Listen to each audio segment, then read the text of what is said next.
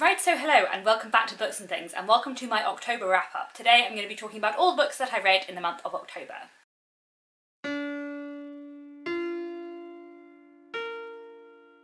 Now, October on Booktube, and especially for me, was Victorian October, or Victober, which was a readathon that I hosted along with Lucy the Reader, Anne from Beyond the Pages and Kate Howe, and it was really fun. So my reading was very heavily Victorian in the month of October.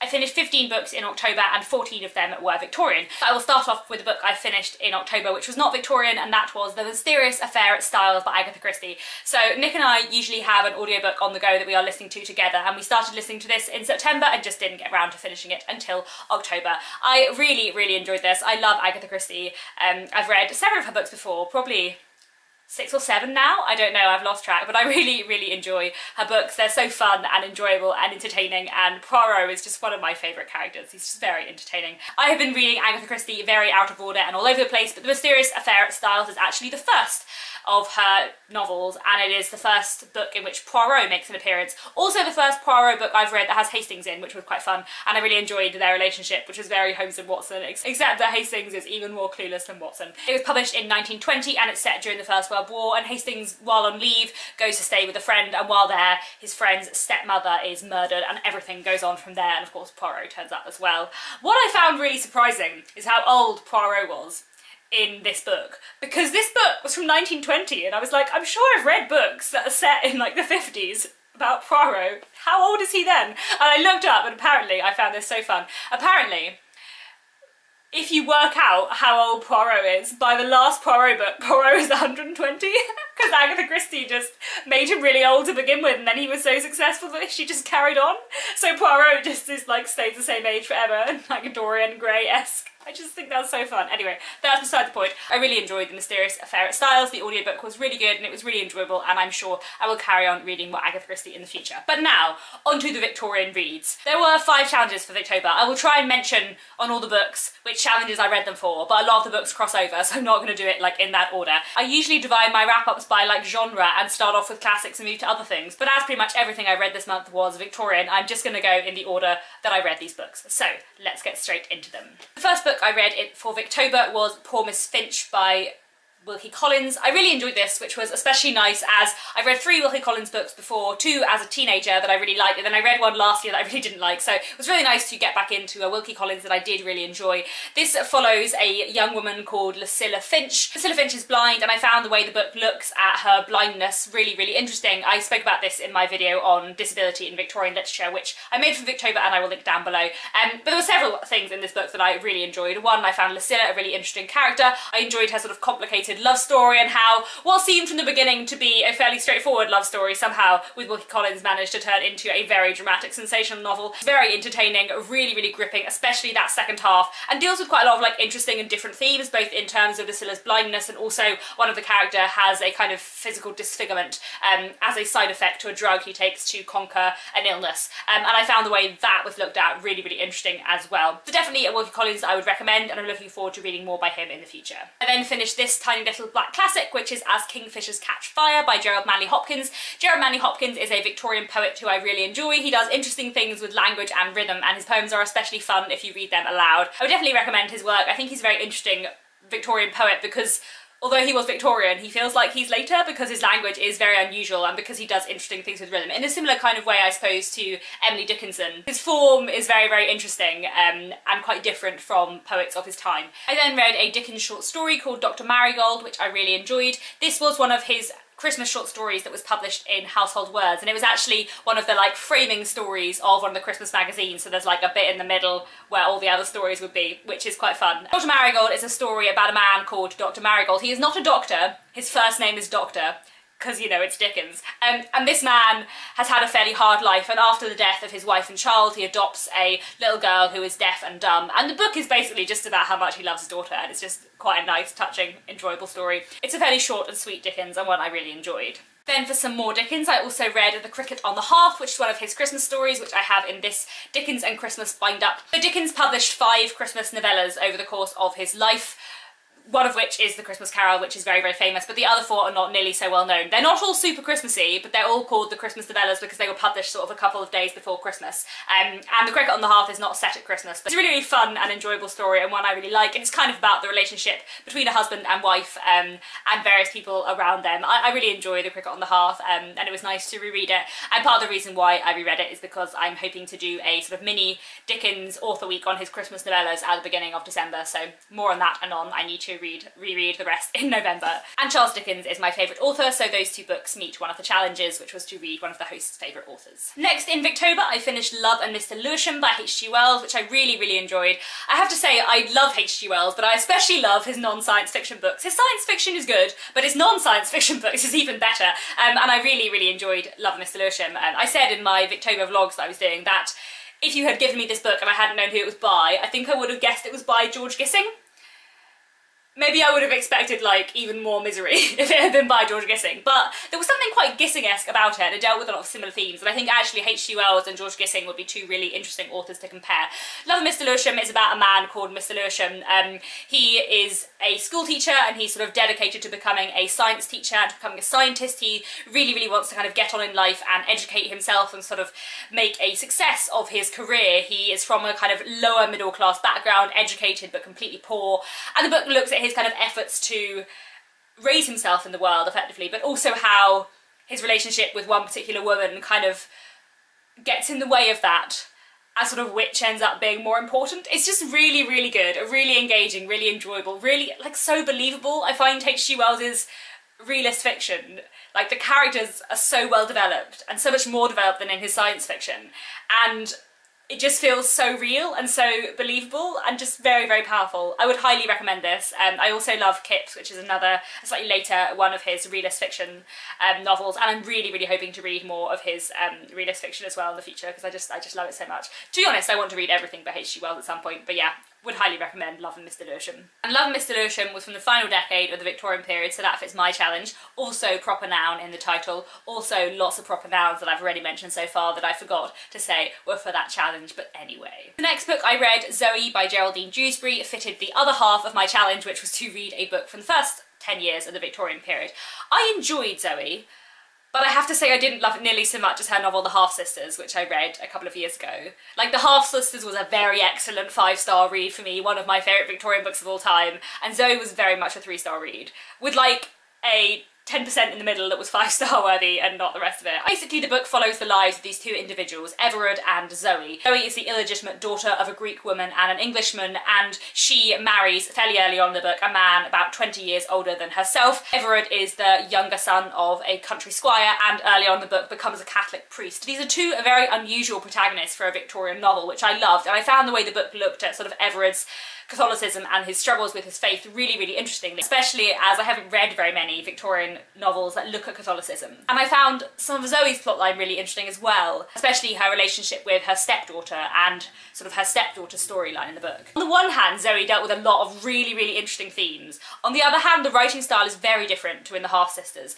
and it's very, very zoomed out. The novel takes place over 40 years and follows the lives of these 2 individuals and the points at which they meet and the points at which they don't. And it's so zoomed out that you never feel like you really get to know them, and the action is kind of not that dramatic. And the one, like the really dramatic, brilliant bit in the book is in the middle, not at the end, which meant the second half of the book felt really slow. Overall, everything was so zoomed out that you never got to like see the bits you were interested in. So it just didn't quite work for me. Like, I can appreciate it in some ways. If you're interested in sort of religion and Catholicism in Victorian literature, is really what I would recommend, but the writing for me was not nearly so good, and the characterisation nowhere near as good as it was in The Half-Sisters. I still want to read more by her, but Zoe was a little bit of a disappointment for me. And the next book I finished was Of Street Piemen by Henry Mayhew. This is a very tiny little penguin black classic of a few essays by Henry Mayhew, most of which come from his book London Labour and the London Poor. I really enjoyed these. There's not very many, but they're all kind of interesting and look at various different aspects of London life in the Victorian period. I would really like to read the whole book, London Labour and the London Poor. I'm sure I will at some point. This was very interesting in the meantime. I don't have too much to say about it, but definitely a little one that I would recommend. Now next, I finished what I have to say is my favourite book of Victober, excepting my reread of Wives and Daughters, but we'll get onto that in a minute. But my favourite new discovery of Victober was definitely Olive by Diana Mullet-Craig. I cannot wait to read more by Diana Mullet-Craig. Olive was absolutely fantastic. What a book. Cannot recommend it enough. The joy of Kindles and being able to read random out-of-print Victorian novels that turn out to be absolutely fantastic. It makes me so happy. Anyway, Olive is a book that tells the story of a young woman called Olive from her childhood into her adulthood. In some ways it reminded me quite a lot of Jane Eyre. I think there are quite a lot of similar themes and tones. Olive is born with a physical deformity. There's something wrong with her spine, which means her body doesn't look like the body of everyone around her. And the book looks at how her parents react to this, how her parents treat her differently, how her parents take longer to grow to love her, really, and how the people around her often treat her differently as well, her sort of struggles to make friends, and how sort of people laugh at her and are really cruel to her as a child. Like, the way that Diana Mullet-Craig describes the way people treat Olive is so heartbreaking, but feels very realistic, but also is really powerful and complex and just so well done. It was perfectly examined. Now, Olive, when she is a teenager, overhears one of her friends saying to somebody else that Olive will never get married because of her physical deformity, and she takes this to heart and believes she is kind of set apart from the world of love, and she therefore kind of starts to make a different life for herself than the one typically expected of Victorian women, which is to marry and have children, and she becomes an artist. And the way the book looks at kind of her art and her relationship towards her art is really, really interesting. But then also she meets a man who she does fall desperately in love with and develops like such an interesting friendship with, and he's such a complicated character too. And it's just fantastic. And the ending was amazing, and like, the whole of the book, I was just so excited and desperate to read more, and it was so well written and so enjoyable, and such unusual and brilliant themes explored for the Victorian period. And basically the whole book is kind of like an angry outcry against this Victorian idea that kind of your outer appearance represents your inner self, so therefore good people will be beautiful and bad people will not. Like, the whole book is kind of a tirade against that, which I thought was fantastic. It was just amazing, and I loved it a lot, and I would really, really recommend it so, so highly. Olive was great. That's what you should be getting from this video. If you're going to read one Victorian book that I mentioned in this video, well, if you're going to read two, read Wives and Daughters and Olive. Anyway, and Olive of course fits into the proper noun challenge, as does like nearly everything in this video. Next I read Kim by Rudyard Kipling. In fact, this fits two challenges, both the last 10 years of the Victorian period and also the proper noun title, as Kim is the name of the character. So Kim, it was very interesting and very different to other Victorian novels in many ways, except that it also feels quite like Oliver Twist, but anyway. Kim tells the story of a young boy called Kim, sort of from his, I suppose he's probably like 10 to 12 at the beginning of the book, and kind of into, I think he must be nearly 18 by the end of it. Kim is white, but he was, I think, born in India. Certainly he's lived in India since he was very, very young. Both his parents passed away. He was raised by an Indian woman, and he kind of feels much more Indian than he does English. He speaks Hindi and Urdu much more naturally than he speaks English. He wears the clothes of and lives the lifestyle of a young Indian boy rather than a white boy, and people throughout the book struggle to know whether or not he is Indian or white. At the beginning of the book, Kim meets a holy man who he sort of is really, really interested in and becomes very fond of and decides to kind of follow as his disciple. And through this, somehow, he ends up meeting people who end up getting him involved in, like, spying in late 19th century India. It's really hard to explain the plot because it's very complicated. It was a really, really interesting read, very different, as I said, although some bits of it kind of reminded me of Oliver Twist in sort of a young boy getting involved in stuff he doesn't quite understand. Although I think Kim understands a lot more than Oliver Twist. Certainly he's much less of an innocent than Oliver Twist. He's more like a weird combination of Oliver Twist and the Artful Dodger.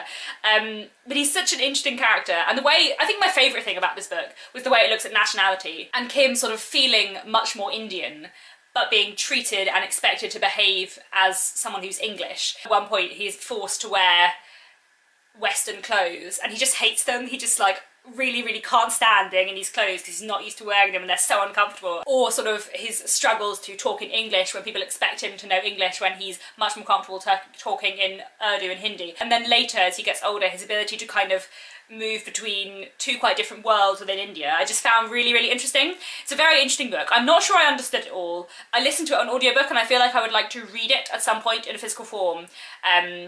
and or possibly just listen to it again, because I feel like I missed things. But I did really enjoy it, and I would recommend it, especially if you're interested in the history of sort of 19th century India and sort of British presence in India, which I really am. So that's one of the reasons why I picked it up, and it was certainly an interesting read. The next book I finished was Garth Owen by Alan Raine. This met the challenge of reading a Victorian book written by a woman under a pseudonym. Alan Raine's real name was, I think, something like Anne Adalsia Puddingcombe. Something long and much more interesting than Alan Raine, but there we go.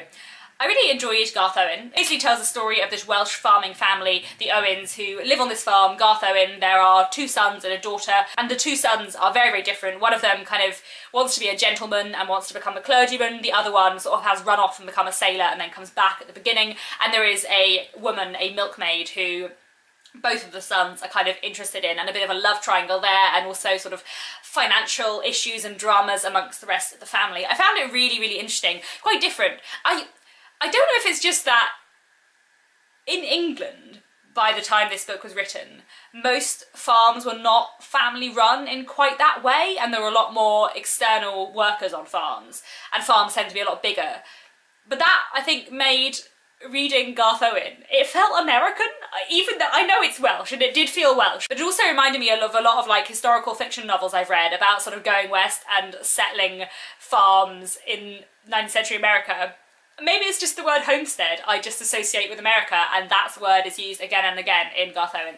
Regardless, I found it really, really interesting. And one thing I find so fascinating whenever I read any Welsh Victorian literature, which is not very often, but regardless, is the way these books kind of incorporate language and look at language, and kind of how language is a great sort of class differential in Wales, and how in the Victorian period lower class and sort of middle class people spoke Welsh and the upper classes spoke English. And so Will, the son who wants to go and become a clergyman, speaks really good English, and he can also speak English without a Welsh accent, which not everybody else can. And so that kind of means that he is able to kind of become a gentleman because he has that language, whereas his father's English isn't very good and he can only speak it with quite a strong Welsh accent, which means he doesn't have as many sort of claims to gentility. Like that I found really, really fascinating. The other thing it reminded me of, aside from like 19th century American going west novels, was Silas Marner by George Eliot. But I don't remember Silas Marner by George Eliot. But something about Garth Owen reminded me of that, except that I liked it more, but I also don't remember what it was because it's been so long since I read Silas Marner. So that's not very useful for you.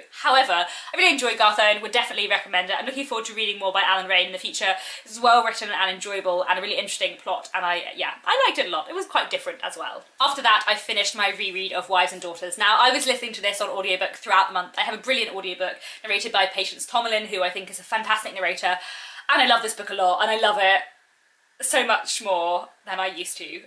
Like with every reread, this book just like soars in my estimation, and yeah, I will link down below my, well, all of my Victober vlogs, but in my Victober vlog for the last week, I had a nice rant about how much I love this book. It has been a very slow burn favourite. I said in that video, like half an hour after finishing listening to it, that I wanted to declare that this was like my 3rd favourite book of all time. I don't know that I actually love it more than Wuthering Heights, guys. That was a big order, but maybe I do. I don't know. It's very, very good. It's absolutely fantastic. I feel like it has some of the best drawn characters in like all of literature. They feel so thoroughly real, and Gaskell is a master, I think, of characterisation. Like all of her characters, they just feel so completely real.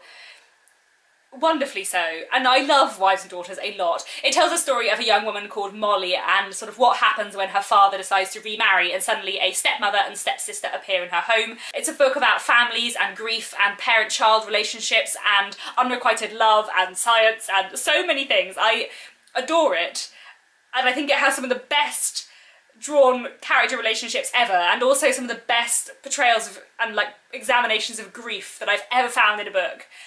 And I think it's wonderful, and I can't recommend it enough, and I love it a lot.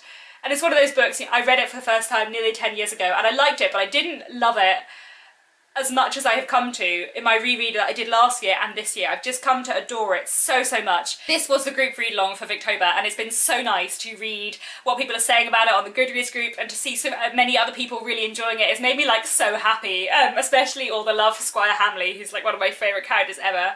It's such an amazing book. I love it so much, and it's been such a joy to like share it with lots of people, which has been fun. I also use this for my, well, I guess it meets the challenge of reading a book by one of the host's favourite authors, because Kate's favourite Victorian author is Elizabeth Gaskell. Elizabeth Gaskell's also my 2nd favourite Victorian author, and you know, she's not that far off Dickens, not gonna lie. I also used this for the challenge of reading a book and then watching the adaptation, but I have to confess I haven't quite finished the adaptation yet. As of filming this, hopefully by the time this goes up I will have finished off the adaptation, but I've watched 3/4 of it, so we're gonna say I can tick off that challenge, it's fine. The BBC adaptation is very, very good too, and I'm really looking forward to finishing it off.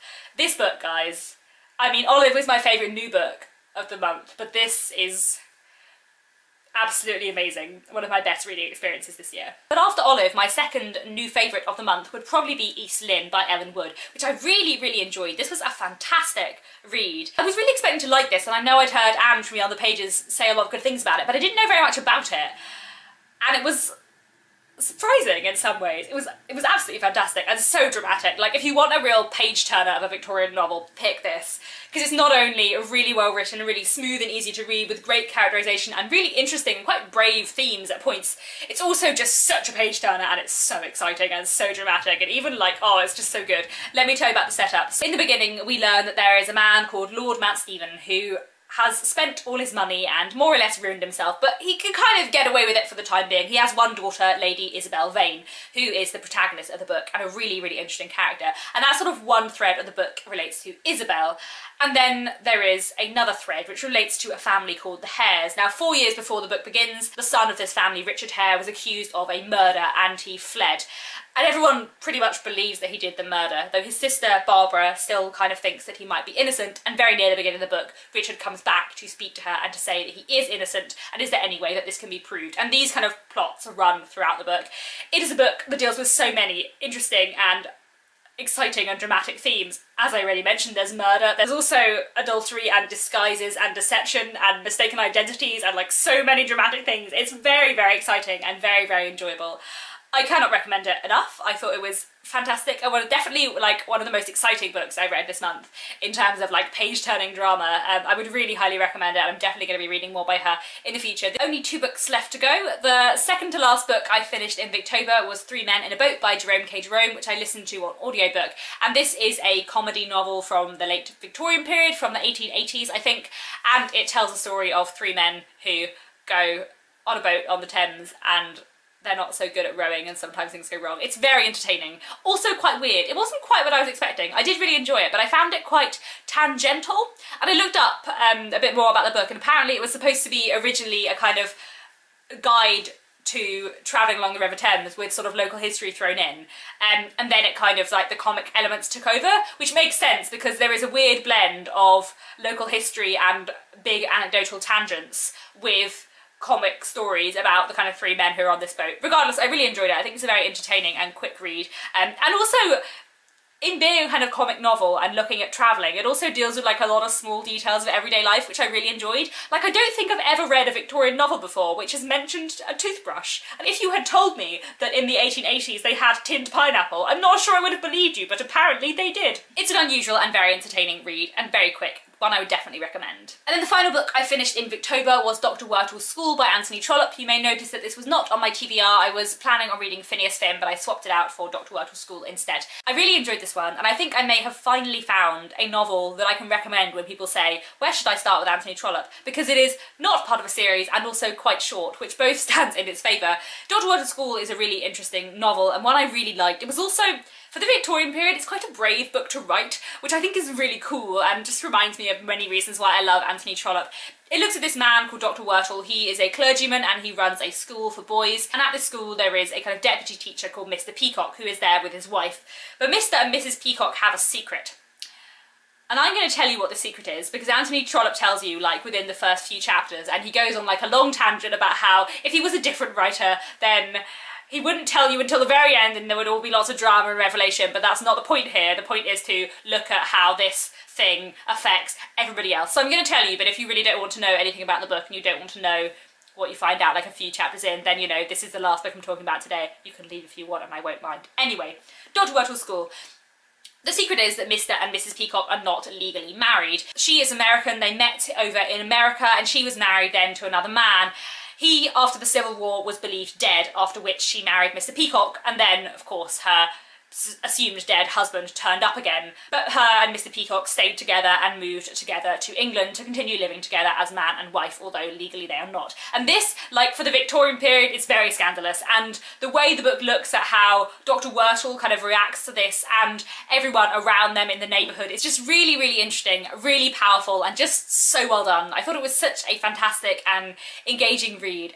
Not like my absolute favourite Anthony Trollope, but definitely a really good one and a really great one to start with, I think. It also reminded me in many ways of The Warden, because both of them, I suppose, look at someone being tested by a moral decision they hadn't really thought of before, I suppose, and also both of them address kind of the peculiar circumstances of clergymen within the Victorian period and how they're kind of expected to be more moral than those around them, which I found really, really interesting. I would definitely recommend Dr. Wurtle's School. It was a great Anthony Trollope, and quite a short one as well, only sort of 200 pages, and most of his are about 1,000, so that's pretty good going. I really enjoyed it, and it was nice to finish off my Victober with an Anthony Trollope, because I love his writing style so much, and he's one of my favourite authors. There we have it. That is the many books that I read in the month of October, majority Victorian. I had a really good Victober. It was good to get through so many exciting and new books, and also I made a lot of videos which I was pleased with. I will put down below in the description the playlist I've made of all of my Victober videos if you would like to watch any of the ones you've missed. I've also just like so enjoyed seeing other people joining in with Victober and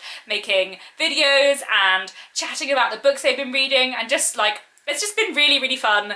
Having the Goodreads group as well has been great to kind of hear how people are doing with Victober, and it's been so nice that so many people joined in this year. So thank you so much if you joined in with Victober. It's been really, really fun, a real highlight of my year. I think that's all for now. Please let me know down in the comments if you did Victober and what your favourite Victorian read of the month was, and I'll be back very soon with another bookish video.